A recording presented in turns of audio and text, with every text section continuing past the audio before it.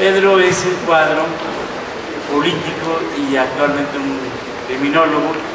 Fue militante de la juventud marxista, de paréntesis, revolucionario, y es muy importante en toda la mitología o los paradigmas eclesiásticos de una de las ramas de nuestra gran iglesia. Él era parte de la iglesia trotskista, pero nuestra gran iglesia abarcaba prosoviéticos, comunistas, stalinistas, castristas, etc. Él era una parte, un apéndice de esa iglesia, una especie de evangelistas, de bautistas. Los bautistas de Pedro Peñalosa jugaron un papel muy importante porque rompieron con una sentencia: nunca nada con los stalinistas.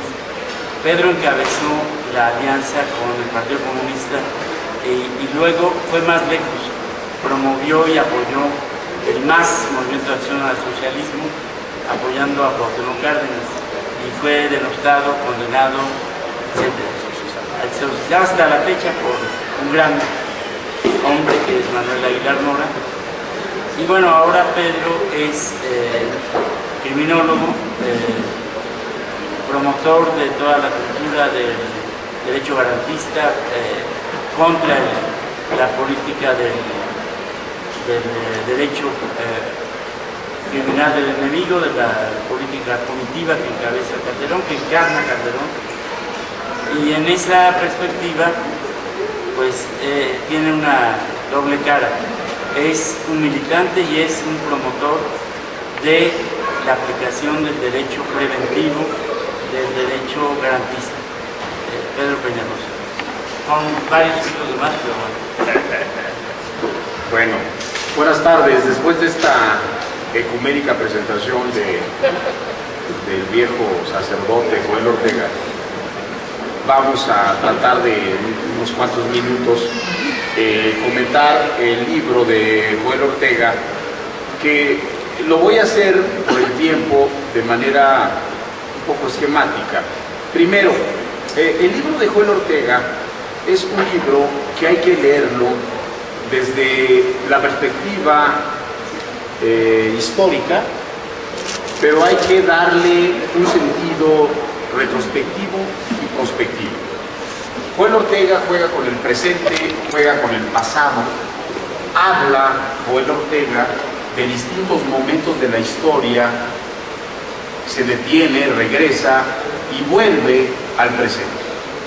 De tal manera que leer este libro de Joel Ortega nos debe permitir, a mi juicio, observar y preguntarnos en esta tarde ¿dónde estamos ahora después de aquella marcha estudiantil del 10 de junio? Perdónenme, pero yo tengo que recurrir a la historia.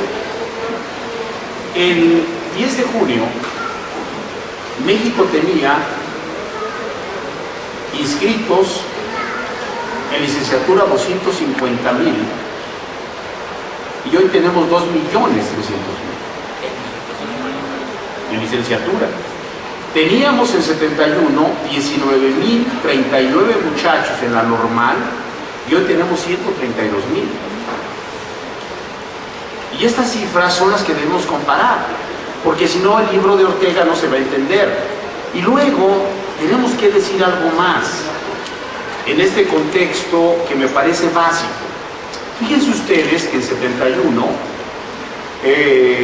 se invertía en la educación, fíjense ustedes, de 72 hasta 76, fíjense cuánto se invirtió en educación.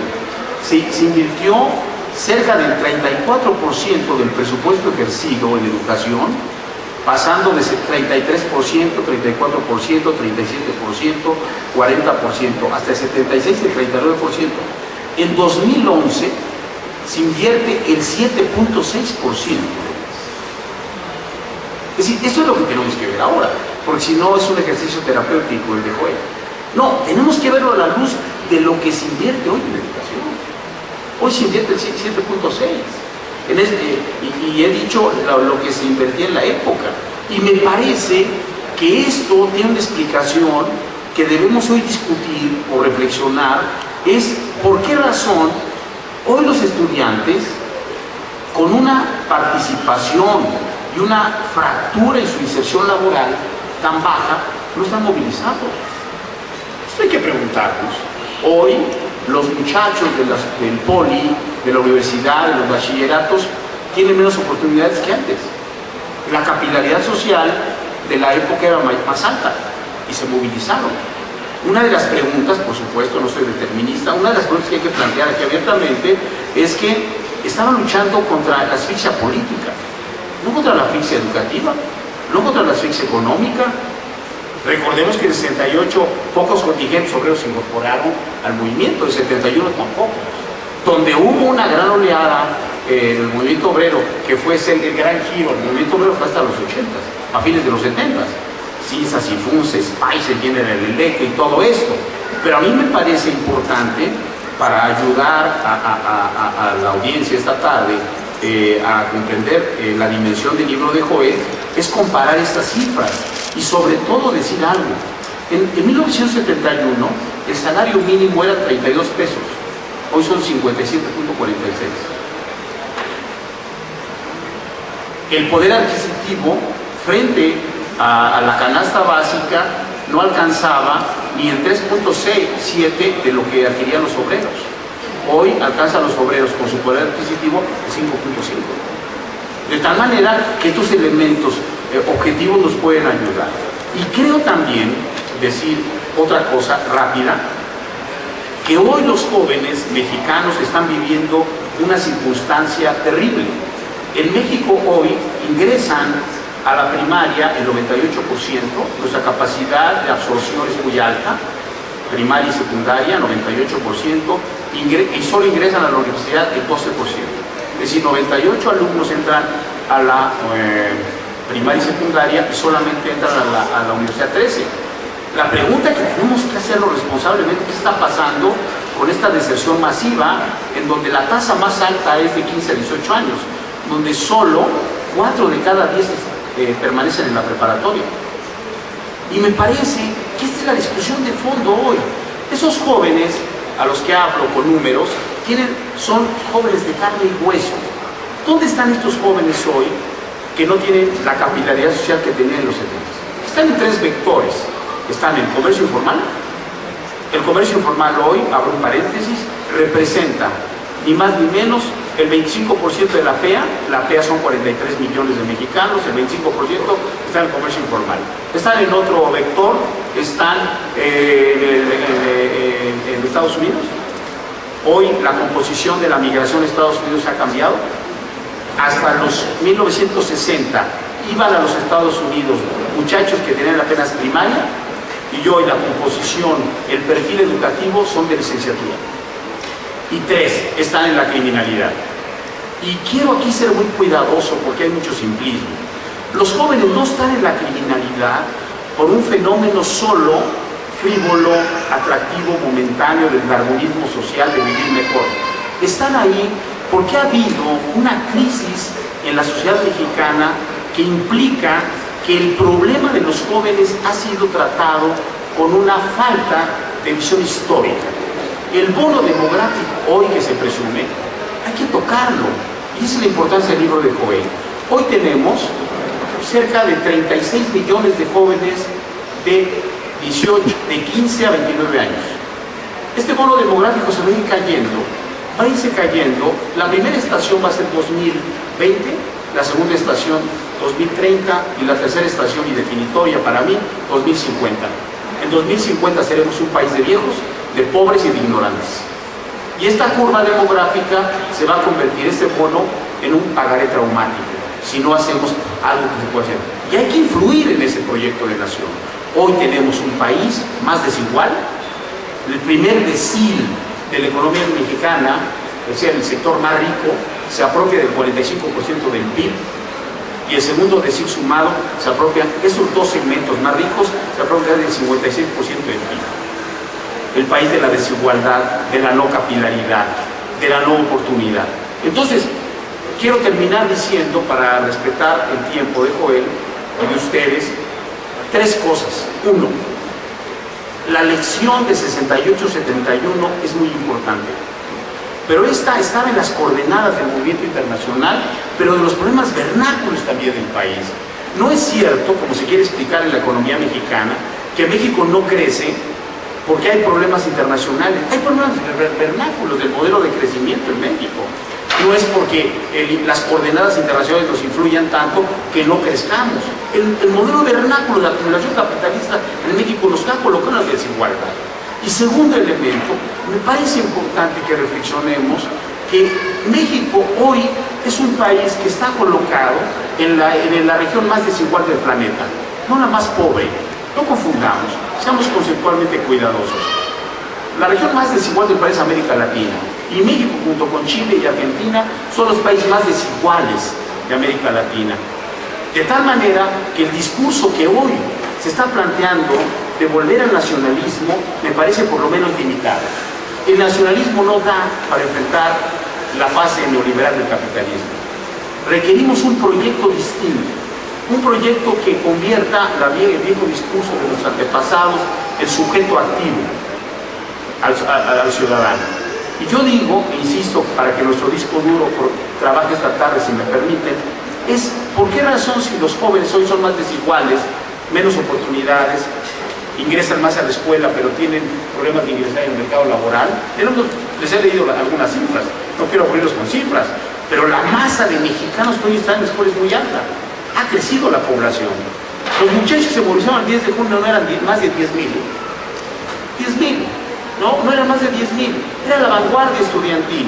Era un reto contra el echeverrismo para salir a la calle. Por eso el libro de Ortega tiene una fortuna de decir, tomemos la calle, porque ese fue el reto. No era el reto solo de la reivindicación de Nuevo León. Eso era parte de la asignatura. Pero el problema de fondo, estimados amigos y amigas, y con lo que quiero ir concluyendo es, hoy tenemos que ver esto de Joel del 10 de junio del 68 desde una óptica menos terapéutica, de una óptica más propositiva. ¿Hay salidas en México? Yo digo que sí. Pero tenemos tres problemas, con lo cual quiero terminar. Primer problema. Tenemos hoy una ausencia de alternativas de izquierda que presente una alternativa integral y multisistémica. Sí, tenemos izquierda registrada, pero, por ejemplo, hago una pregunta provocadora. ¿Qué propone hoy la izquierda para enfrentar el narcotráfico? Yo he revisado los programas. No proponen nada. Dos, hoy tenemos un problema que en la agenda pública es el narcotráfico como fenómeno de absorción a una masa de jóvenes que están expulsados y fragmentados del modelo de dominación. Y tres, que eso me parece que está en el torno de fondo, es la añoranza por el pasado. Ese es el tercer vector de la agenda. La gente sigue pensando que el regreso al PRI puede resolver los problemas que hoy tenemos. Y yo les digo una cosa, y con eso termino. Lo que ya decía Hilar me parece central. Pronto se va a aprobar una ley que violenta la presunción de inocencia, el debido proceso y las garantías, que es, ni más ni menos, la Ley de Seguridad Nacional, que ya ensayaron con Khan torpemente, es decir, en meterse una casa sin ningún orden de cateo, etcétera, pero ahora vista a cualquier terrícola. Y me parece que esto va a ser expandido. No quiero ser catastrofista, quiero ser cuidadoso, pero a estos que plantean la añoranza por el pasado les digo una cosa: el arraigo y todas las medidas anticonstitucionales que se han aprobado, ilegales del debido proceso, que se han aprobado en la Cámara, ha sido apoyado por el PRI. Así que los que piensan que con la llegada del PRI vamos a ser mejores, me parece que se están equivocando. Y me parece que vamos a caminar, como diría Bobbio, en círculos. Y por eso creo que el libro de Joel Ortega nos ayuda mucho. Creo que nos ayuda mucho para esta visión retrospectiva, esta visión circular, esta visión dialéctica. Y creo que ahora lo que nos queda es esta tarde irnos reflexionando, no solo como fines individuales, sino buscar qué hacer con estas reflexiones y señalar lo siguiente. Sí, estimados amigos, estimados amigas, es necesario repensar la historia, pero no quedarse en la visión dogmática. La realidad del 10 de junio abrió ventanas y puertas, Hoy temo que los mismos que alabaron a Echeverría, hoy los mismos que alabaron y se cautivaron con el nacionalismo tardío, hoy creen que el PRI puede volver a los pinos y recuperar el México que ya se fue y no vendrá. Muchas gracias.